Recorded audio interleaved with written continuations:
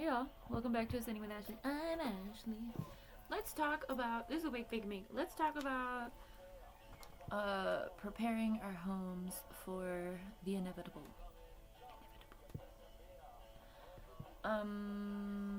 Okay. There's a lot of things that could happen. There's a lot of things that are happening, and I think when we see what's happening to other people, we take notes. At least I do. Oops, sorry, Hootie. I take notes about how they're handling the situation and what they can do, or what we can do. So I made a list of things to purchase, which I don't know. I will share my list and let you know. There's constant bear, yeah.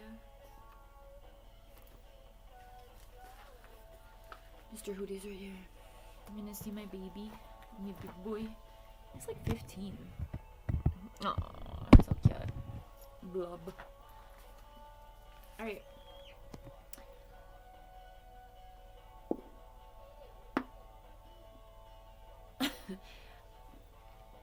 I'm hesitating because I feel like a lot of this is probably silly, but I feel like if I'm going to be going out pretty soon, relatively soon, I don't know.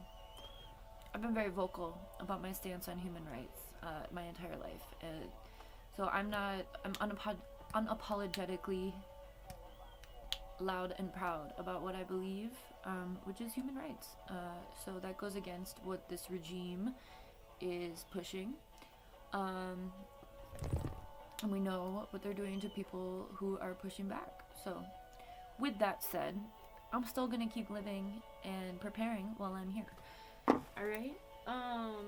So I bought a canopy for this front deck and like outdoor table set.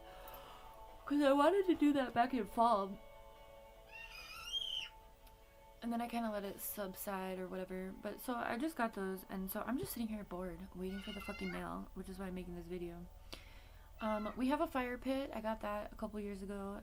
So I'm gonna get charcoal and lighter fluid. I think I'm gonna wait till baby daddy's here to do that shit. As well as gas tank. He'll be here like mid-month. As well as a gas tank and motor oil for my gas generator. Remember, you can only use gas generators outside, friends. Oh, what's this? It's probably Walmart saying that something's coming. Something's coming. No. Zilul marketing, the glasses people. Anyway. One thing that I think is really important for evacuations. So we don't know where the next fire is going to be. I would highly recommend going to just googling smart cities. Let me see. Let's Google this together. Because you can kind of predict what's going to happen, what the system's going to do. I mean, I grew up in the white world, so it's very easy for me to track what they're doing, they being the powers that be. I mean, this is all white supremacy. It's easy for me to understand what they're doing because of my lineage. So it might not be for others, but I just saw someone on TikTok say,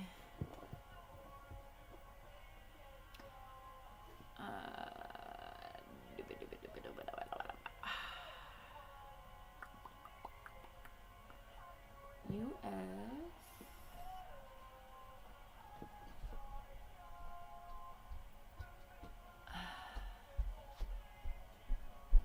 Huh?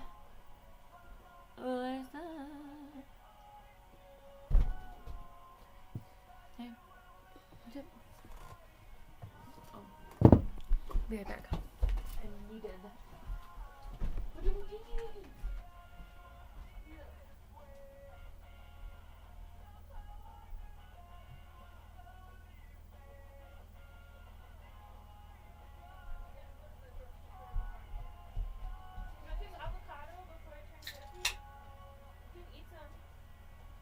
Eat it with pretzels. You like it with pretzels. You used to, at least. Just waiting for FedEx, y'all. Anyway, smart cities are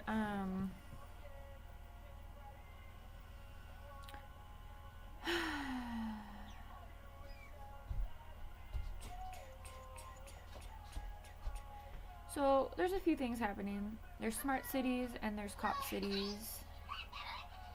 Can you not? I'm not trying to be mean. I'm just trying to have some respect. Because I was just sitting here and quiet for like half an hour and no one was bugging me. So I started making a video. And now everyone... It's like a Broadway show. Let's pull out all the stops. Bug the fuck out of you. Anyway.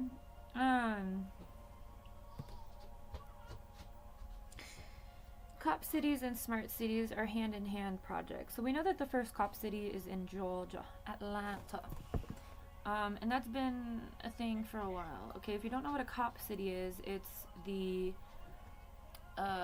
it's like a it's like a military base, essentially, used to train cops, I guess, I don't fucking know, pigs. A network of police training facilities, often criticized for their militarized design and location, particularly in urban forests and areas with historically marginalized communities. There it is, folks. So why I'm talking about this, I need to figure out how to use this goddamn drone. Why I'm talking about smart cities is because of fires, and I was going to talk about evacuations and ways to prepare even more for evacuation. I've been thinking a lot. This pile of shit right behind me is all of my bug out stuff, and I have it in suitcases. I really don't think for us it would be good to bug out. My car is not good. So I mean, these are like risk assessment that you need to do. We've already talked about this. This isn't a mommy preps, but it kind of is. It's a white beacon make because you gotta make some shit happen. So everyone's like gonna be doom shopping. People are freaking out about not being able to get food. We're gonna see in the next few weeks, I would say worse than 2020, what COVID happened. Again, this is pattern recognition. I do think that the folks on TikTok have a leg up on the crisis that's coming more than, you know, a lot of boomers, especially people with wealth. And so we know that those are the people that hoard shit more than others, right? Anyway, all that to say is I want to buy plastic totes and put my clothes in them because I have this dresser that my kids have like all... I've got cats and dogs and a human. Anyway, all the kids have ruined my drawers on my dresser because they were like cardboard drawers with, I don't know, it's like this shit, I don't know. It wasn't wood. And so I have plastic totes on here because I think that's an easy way to also get organized and keep things safe and grab and go, right? Grab and go is the way to go. I have a mini grill. Even though I do have the fire pit, I think I want a mini grill because those little ones, I used to have like a little witch grill. I left it, I don't know, I lost it at one of the moves. I think batteries are a good investment at this time. I think planting stuff is a good thing to do. I'm turning I've got like a little closet in our bedroom that has just become a dumping ground. So I have been clearing that out, moving shit to the shed, trying to keep the shed organized. Another reason I need the plastic motherfucking totes, which I was gonna buy, but I bought another big one, because I have a fuck ton of glass bottles in my shed, and I need to keep them organized. So anyway, I would say in the process of everything going on in the world, remember that the only thing you can control is you. And sometimes it feels good to just like go through motions and move stuff around and clean stuff out, right? Because it's, again, like, you know, if you're prepared, if you're, you know, taking the steps necessary to ensure some sort of security, stability. So anyway, I'm turning the closet into like a little bomb shelter for Niall. I'm turning it into a little sensory space. I know it's very Harry Potter of me. I got this, so he's obsessed with Moana. I mean, he's not obsessed with Moana, but Moana is his safe movie. So I just bought Moana 1 and 2. I got us another portable DVD player because I do have one in all of this shit, but I want one accessible in these times. I just want to have one, you know, like my laptop, like, that we can use. I have one put away. I have a couple others, but I lost the chargers, so I had to buy a new one. It's whatever. Anyway, I bought Moana, and then I got like ocean tapestry that I'm gonna put on the wall in the closet, and I got like those paper lanterns, you know, like the colorful ones we're gonna hang from the bar. So like the other day I was clearing out my hangers and, you know, cleaning out the rest of the clothes that were in there, which is why I was like, oh, I want plastic totes to put my clothes in. So I like also organized my dresser drawers, and it feels like busy work. It might feel stupid, but these are the things I'm doing to feel productive while also feeling secure. I think getting rid of stuff, realizing what we do have, you know, it's kind of like taking inventory. And I do this, you know, it could just be like spring cleaning vibes or whatever.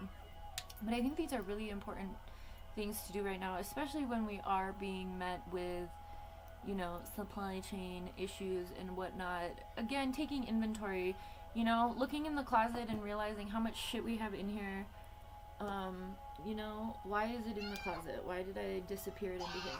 But anyway, so I'm turning that space. I bought some little shelves. Did I buy the shelves or did I not buy the shelves? I don't think I bought the shelves. They were too expensive. They're like $36 for 10. I was like, no, I don't want to do that.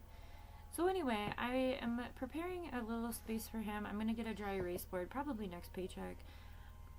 Because we have these like magnetic tiles and he likes drawing and stuff. So I'm going to put a dry erase board in the closet, and I bought getting some lights and stuff. All of this to say is that if you're a parent especially, you know, when I was a little kid, I was constantly feeling unsafe. I remember I used to always have like a bug out bag by my bed. I remember watching the commercials of like those fire escape ladders and really wanting one because my bedroom was on the second floor. And so I don't know, maybe this is just who I am as a person. Maybe I've always catastrophized stuff. But I think it's really important to create safe spaces, especially for kids who are already sensorily overload. You know, that's just me as a mom, but I get it. So I want him to feel safe. So I'm going to put like sensory toys in there, and I've got these like, I don't know. I'm creating the little closet. So I still have to clean it out. I've got a whole bunch of shit in there. I'm running out of room in my trash. You know, so it's going to take a couple cycles through. Again, when baby daddy's here, we'll probably take a trip to the dump, but I'm not doing that by myself. So that if anything were to happen, the point is that I'm making here, and I'm not trying to manifest this, but the reality of the situation is that I'm on a lot of lists. I know this. I know the area I live in. I know the way that people are being contracted out from higher ups to, you know, do the policing and the rounding up and things. And my thing is that I wouldn't want, because I'm going to be fighting till my last breath, I wouldn't want him to witness that. So that's why I'm creating a little safe space in the closet, so that he can be in his own little safe world, if and when. It's a reality for a lot of people right now. I know I have a lot of privilege systemically. I know my platforms aren't that large, but I also know the reality of the situation. So anyway, these are the steps that I'm taking, you know, and also doing this organizing to make whatever happens after that easier for others to work through. I don't know how this works. We'll see. You know, again, I'm not trying to manifest this, but I feel like it's a reality for a lot of people who haven't even, you know, I'm loud and proud about my resistance, so I'll leave it at that. So anyway, we're prepping for a lot of different things. We're prepping for evacuation, we're prepping for war, we're prepping for, you know, just enjoying life, which is why I'm going to finish this project on our front deck so that we can have a nice space, you know, if we are afforded the entire summer to enjoy. So I just wanted to get on here, you know, charge your generators if you have them, get what you need. I need a few more things. So charcoal, lighter fluid, gasoline. I need a gas tank because I had some old gas, but I gave it to my landlord because I didn't want it to go bad, because they use gas for a lot of different stuff. So I gave him my containers and my gas last year, so I need to replace those.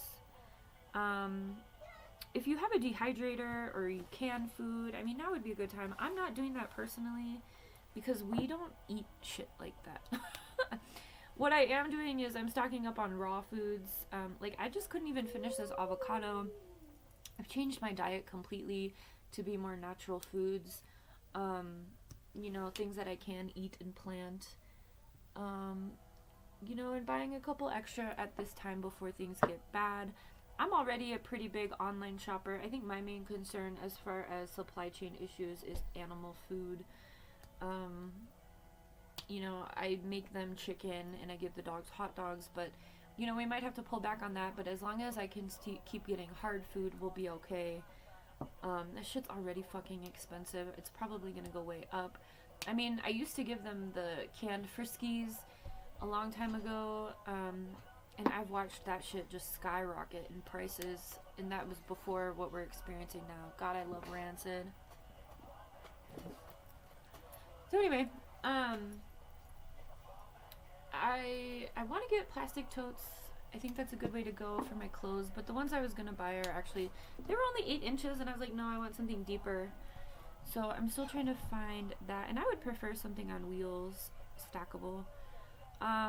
But remember that what we are experiencing right now, I think it's important to look at what people who are already undergoing these things are doing. If you haven't watched any of my mommy preps and you're kind of freaking out, go watch those. I have my shit in suitcases, but I've been thinking a lot this past week in particular, since I cleaned out my car from all the art stuff, about how I would rearrange stuff in the car and kind of just keep it in the car always. But like I already said, if you've ever watched any apocalyptic movies, first of all, I would have to leave my animals. I wouldn't be able to bring everyone with me, which I don't want to do. Second of all, where am I going to go? I'm going to be met with checkpoints.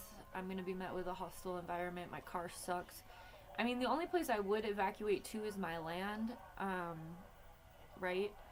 And that's not really an evacuation because it's not set up for sustainability long term at this point in time. I mean, that was the goal, but I'm only one motherfucking person. It never happened. I don't have the means to do it right now. So anyway, these are the things I'm thinking about. I'm not trying to fearmonger, but I mean,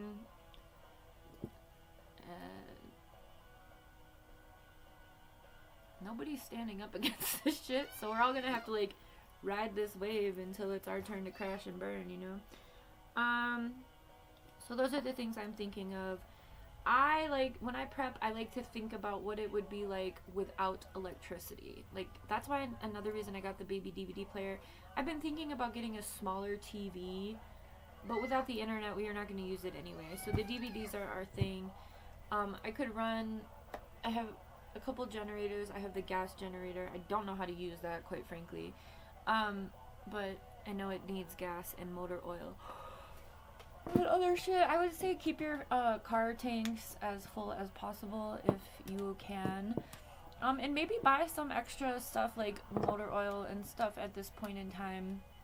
I mean, obviously, there's a lot going on. But I would also suggest looking at insurance. Especially if you have kids. Yeah. I don't know. All kinds of it. Whatever it is. I mean, I don't know. But sometimes it just feels good to move and do things, which is like what I did last week. So I've been really thinking about like this closet project a lot, and I'm like, you know, what are the things that Niall would be okay with? Like, we don't wear headphones, but he would be, you know, in a safe space for a minute. If necessary, you know, we don't know,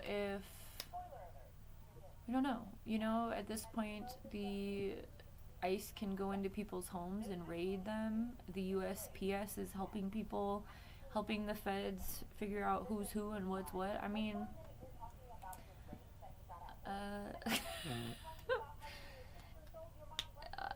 this isn't something any of us have experienced, and it's something that a lot of us have ignored when others have. So, I know these are uncomfortable things to think about, but the uncomfortability goes away when you prepare for the inevitable, for your turn. You know, and so many people were like, oh, I would hide people in my floor beds. You know, I mean, this is what happened. We've already learned about it. And not only that, but we've watched it happen for the past 2 years, roughly, in Palestine. We've watched people, you know, we've watched these settlers take people's homes and, you know, ruin everything. You know, there's a lot of fear-mongering. I'm not trying to fear-monger, but it is important to talk about the reality of things. And it's important that to understand the juxtaposition, which is that two things can exist at once. Like, we can prepare to live our best life, right, with whatever time we have left.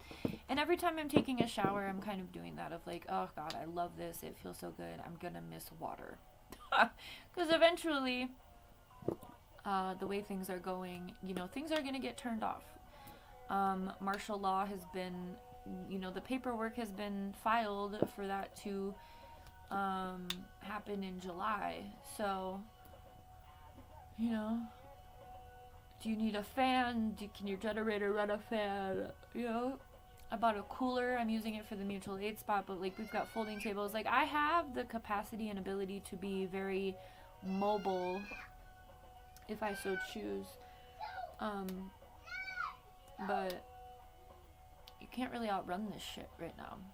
They're gonna be putting up checkpoints. I mean, martial law is complete takeover.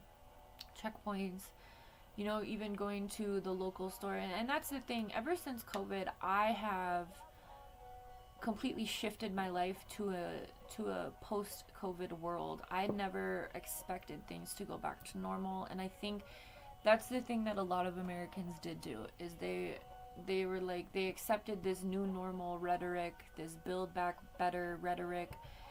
I mean, it's been a global thing. And, you know, just wanted life to go back to normal. And life is not normal. This is not something that we've experienced before, and here it is. So, that's some of the stuff I'm doing. I already have, you know, once Trump, that first week that Trump was in office, I started carrying our papers on us.